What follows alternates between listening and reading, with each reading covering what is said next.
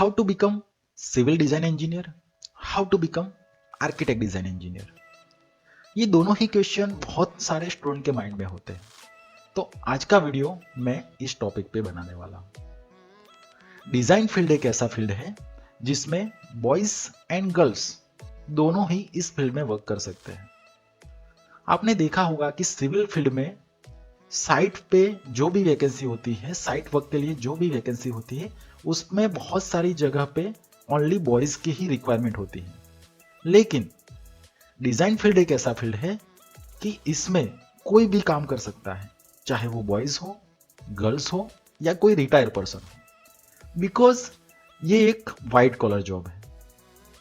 इस फील्ड में आप वर्क फ्रॉम होम भी कर सकते हो, ऑफिस वर्क भी कर सकते हैं, कोई इंडस्ट्रियल जॉब वर्क है वो भी कर सकते हैं, और इसके अलावा आप अपना खुद का फ्रीलांसिंग वर्क भी कर सकते हो।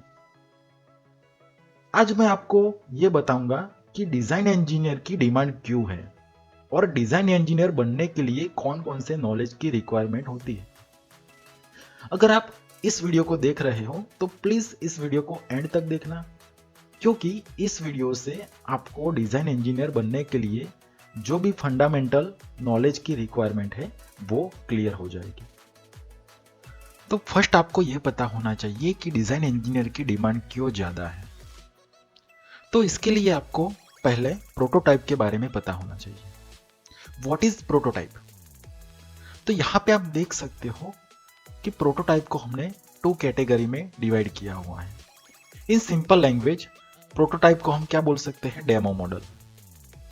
कोई भी फील्ड हो, चाहे mechanical, civil, electrical, automobile, architect, किसी भी फाइनल प्रोडक्ट को रेडी करना है तो पहले उसका क्या रेडी करते हैं हम? Demo model. वही है हमारा प्रोटोटाइप। सो यहाँ पे प्रोटोटाइप को 2 कैटेगरी में हमने डिवाइड किया हुआ है।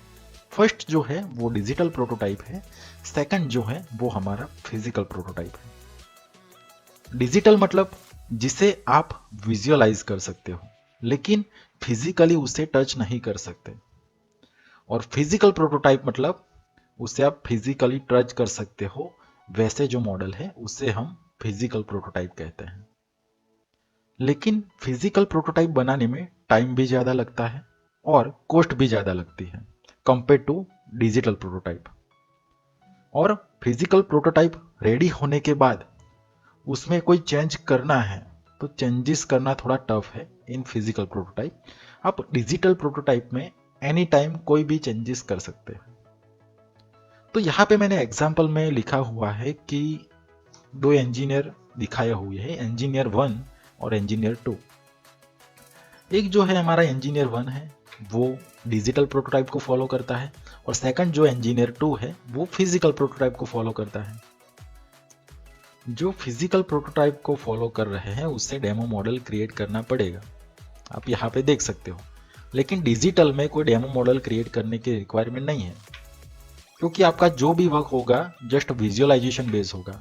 ऑन स्क्रीन आप अपने पीसी या लैपटॉप में वो वर्क कर सकते हो, लेकिन इसकी हेल्प से आप उसके रेंडर इमेज निकाल सकते हो। वो बनने के बाद कैसा दिखेगा उसकी इमेज आप फाइनल देख सकते हो। इसके अलावा पानोरामा इमेज भी निकाल सकते हो। आपको पता है कि न्यू टेक्नोलॉजी अब हमारी AR VR टेक्नोलॉजी पे आ गई है। AR VR मतलब ऑगमेंट रियलिटी जो टेक्नोलॉजी है, VR बॉक्स वाली टेक्नोलॉजी। आप इसको एक सिंपल वीडियो में कन्वर्ट कर सकते हो वर्चुअल रियलिटी में, और उस वीडियो को आप एक VR बॉक्स में सेट करके उस हाउस की और उस मॉडल की रियल जो कंडीशन है वो फील कर सकते हैं। तो यहाँ पे आपके पास अगर VR बॉक्स है तो उसे फील भी कर सकते हैं। इसके अलावा आप ऑगमेंट रियलिटी ऐप जो होती है आप अपने मोबाइल में भी उससे 360 में रोटेट करके उस मॉडल को देख सकते हो, एवरी एंगल। तो ये बेनिफिट है डिजिटल प्रोटोटाइप का। और फिजिकल में एक बार आपने वो प्रोटोटाइप क्रिएट किया, अगर बाद में कोई चेंजेस आता है तो उसमें चेंजेस करना थोड़ा टफ है, लेकिन डिजिटल में आप इजीली वो चेंजेस कर सकते हो। इसके अलावा फिजिकल में आपको कॉस्ट भी ज्यादा लगेगी, टाइम भी आपका ज्यादा स्पेंड होगा, और कोई चेंजेस भी आप नहीं कर पाओगे जबकि डिजिटल में वो सारे काम आप कर सकते हो। और अभी 3D प्रिंटर टेक्नोलॉजी भी आ चुकी है, तो आप डिजिटल प्रोटोटाइप क्रिएट करने के बाद उसका कोई 3D मॉडल को आप 3D प्रिंटिंग में आउटपुट लेना चाहते हो तो वो भी ले सकते हो। तो एक बेटर ऑप्शन है इन डिजिटल प्रोटोटाइप। ओके, तो यहाँ पे 99% जो वर्क है उसमें हम डिजिटल प्रोटोटाइप का ही यूज करते हैं, क्योंकि इसमें आप मिनिमम कॉस्ट में फाइनल मॉडल रेडी कर सकते हो और ओनली 1% केस में हम फिजिकल का यूज करते हैं बेस्ड ऑन एक्सपीरियंस। अगर आपका मैन्युअली मॉडलिंग का एक्सपीरियंस है तो आप फिजिकल प्रोटोटाइप का भी यूज कर सकते हो, लेकिन 99% केस में डिजिटल का ही यूज होता है। तो इस एग्जांपल से आपको पता चल गया होगा कि डिजिटल प्रोटोटाइप की डिमांड क्या है।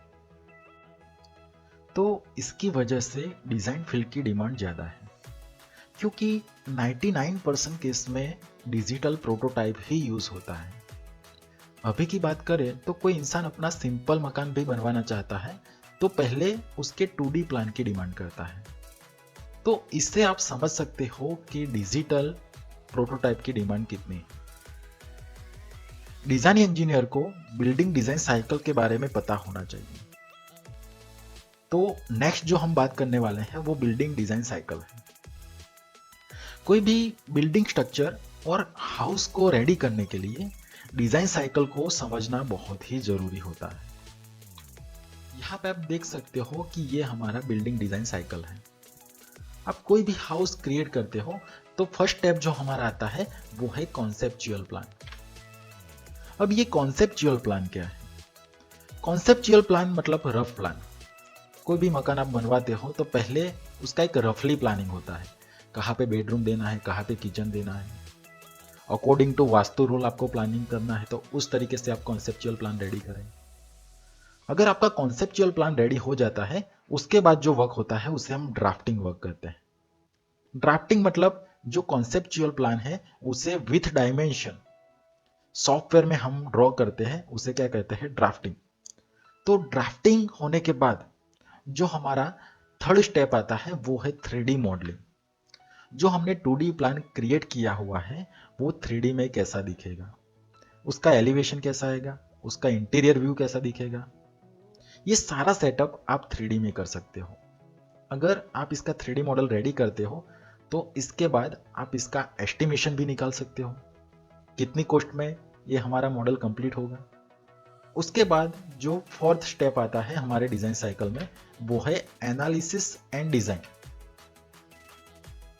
एनालिसिस और डिजाइन का पार्ट है, उसमें हम ये डिसाइड कर सकते हैं कि कितनी साइज की कॉलम प्रोवाइड करनी है, कितनी साइज का बीम प्रोवाइड करना है, कितनी कॉलम्स प्रोवाइड करनी है, कितने बीम प्रोवाइड करने हैं, किस टाइप का फाउंडेशन हमें प्रोवाइड करना है, वो आ जाएगा एनालिसिस और डिजाइन के पार्ट में।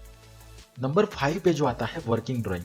तो वर्किंग ड्राइंग में सारे ड्राइंग्स आ जाते हैं, उसका सेंटर लाइन प्लान, उसका मेन लेआउट प्लान, उसके एलिवेशन, उसका सेक्शन व्यू, उसका कॉल आउट व्यू, और स्ट्रक्चर की भी जो वर्किंग ड्राइंग है वो भी इसमें कवर हो जाती है।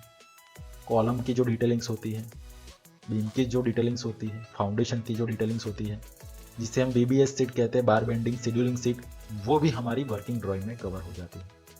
तो ड्राफ्टिंग, मॉडलिंग और एनालिसिस के बाद आप इसकी वर्किंग ड्राइंग क्रिएट कर सकते हैं, और उसके बाद जो स्टेप आता है वो फील्ड वर्क। इस ड्राइंग का यूज करके फील्ड में कैसे वर्क करना है। तो ये है हमारा डिजाइन साइकिल। अगर आप इस डिजाइन साइकिल थ्रू ये वर्किंग ड्राइंग को क्रिएट करते हो तो इजीली आप फील्ड वर्क करा सकते हो। तो ये है इंपॉर्टेंट ऑफ डिजाइन साइकिल। तो किसी भी डिजाइन इंजीनियर को डिजाइन साइकिल के बारे में पता होना चाहिए। अब मैं आपको ये बताऊंगा कि डिजाइन इंजीनियर बनने के लिए आपके पास कौन कौन सा नॉलेज होना चाहिए। तो आप यहाँ पे देख सकते हैं कि आपको फील्ड वर्क यानी कि साइट वर्क का थोड़ा बहुत नॉलेज होना जरूरी है। उसके बाद आपको प्लानिंग मतलब ड्राफ्टिंग के कंसेप्ट क्लियर होने चाहिए। उस प्लान को 3D में कैसे क्रिएट करते हैं उसके लिए 3D मॉडलिंग के कंसेप्ट क्लियर होने चाहिए। 3D में आप दोनों मॉडल इंक्लूड कर सकते हैं, एक्सटीरियर और इंटीरियर, वो दोनों ही हमारे 3D मॉडलिंग में आ जाएंगे। इसके बाद वो 3D मॉडल आफ्टर रेंडरिंग कैसा दिखेगा। रेंडरिंग मतलब मॉडल को हम जो जेपीजी फॉर्मेट में कन्वर्ट करते हैं उससे हम क्या कहते हैं, रेंडरिंग। तो रेंडरिंग के बाद मॉडल कैसा दिखेगा, रेंडरिंग में लाइट्स आ जाएगी, बैकग्राउंड आ जाएगा, वो सारी इफेक्ट्स आप रेंडरिंग में देख सकते हैं। और उसके बाद जो आता है वो हमारा स्ट्रक्चर डिज़ाइन। तो स्ट्रक्चर डिज़ाइन का नॉलेज भी आपके पास होना चाहिए। अगर आपके पास ये नॉलेज है तो आप डिज़ाइन इंजीनियर की फील्ड में अपना फ्यूचर ब्राइट कर सकते हैं। अगर आपके पास ड्राफ्टिंग का नॉलेज है तो आप ओनली ड्राफ्टिंग फील्ड में भी वर्क कर सकते हैं। 3D मॉडलिंग का है तो 3D मॉडलिंग फील्ड में भी वर्क कर सकते हैं, रेंडरिंग फील्ड में भी वर्क कर सकते हैं और स्ट्रक्चर डिज़ाइन के फील्ड में भी वर्क कर सकते हैं। यहाँ पे मैंने दिखाया हुआ है कि 2D प्लानिंग के लिए हम ऑटोकैड सॉफ्टवेयर का यूज़ करते हैं। वैसे तो मार्केट में बहुत सारे सॉफ्टवेयर्स हैं जिससे हम 2D प्लानिंग कर सकते हैं, लेकिन जो कोई पॉपुलर सॉफ्टवेयर है तो वो ऑटोकैड ही है। क्योंकि अगर आप इंडस्ट्रियल लेवल में जॉब करना चाहते हो तो वहाँ पे ऑटोकैड की ही डिमांड ज़्यादा है 2D ड्राफ्टिंग के लिए। 3D मॉडलिंग में आप रेविट, स्केचअप, 3ds मैक्स, आर्चिकेड जैसे सॉफ्टवेयर का यूज़ कर सकते हैं। ऐसा नहीं कि ऑटोकैड में 3D नहीं होता, ओनली 2D होता है। ऑटोकैड में भी आप 3D मॉडल क्रिएट कर सकते हो, लेकिन इसमें टाइम बहुत ज़्यादा लगेगा क्योंकि ऑटोकैड में कोई 3D लाइब्रेरी आपको नहीं मिलेगी, लाइक डोर है, विंडो है।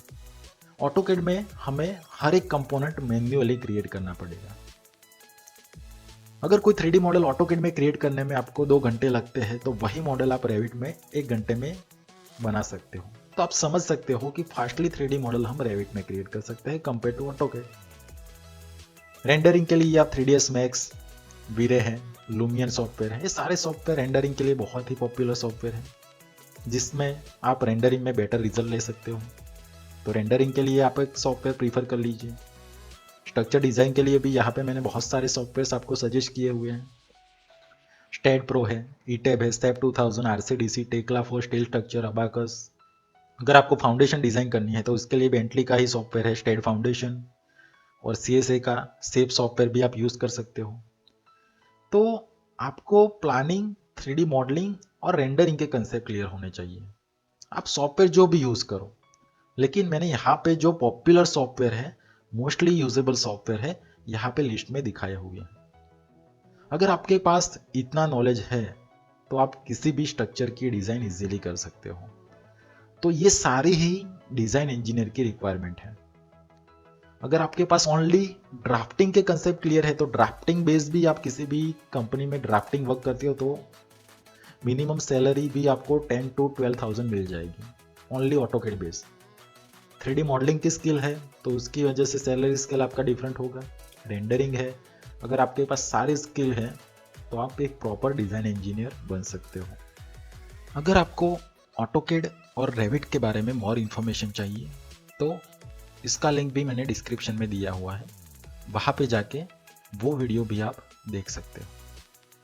तो आई होप आपको ये सेशन पसंद आया होगा। फ्रेंड्स, अगर आपको ये वीडियो पसंद आया है तो प्लीज़ वीडियो को दोस्तों के साथ शेयर कीजिए, लाइक कीजिए और सब्सक्राइब कीजिए।